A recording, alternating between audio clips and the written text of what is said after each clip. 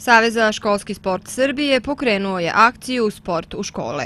Ova akcija ima za cilj da okupi što veći broj dece od 1. do 4. razreda osnovne škole, koja se ne bavi sportom, kao i dece koja imaju nepravilno drženje, ravna stopala, ali i dece slabijeg imovnog stanja. Svi oni imaće besplatne treninge sa stručnim trenerima za taj uzrast. Generalni sekretar Saveza za školski sport Srbije Borislav Stanković istakao je da su treninzi besplatni i veoma korisni za decu ovog uzrasta.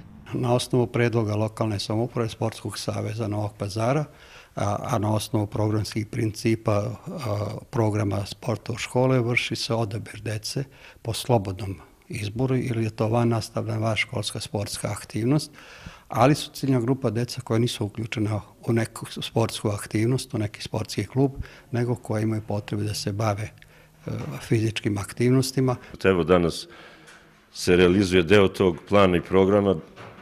Gospodin Bora Stanković je sa svojim prijateljem doneo opremu koja je neophodna za realizaciju ovog programa. Ona je u vrednosti nekih 1200-300 eura, tako da će nastavnici koji izvode ovaj program imati sada potpun sastav rekvizita kako bi sproveli ovaj program u delo. Sportsku opremu koja je dobila osnovna škola Vuk Karadžić obuhvataju brojne male rekvizite. Ovaj projekat osmislio je i projektovao Savez za školski sport Srbije uz podršku Ministarstva omladine i sporta, kao i Ministarstva prosvete, nauke i tehnološkog razvoja.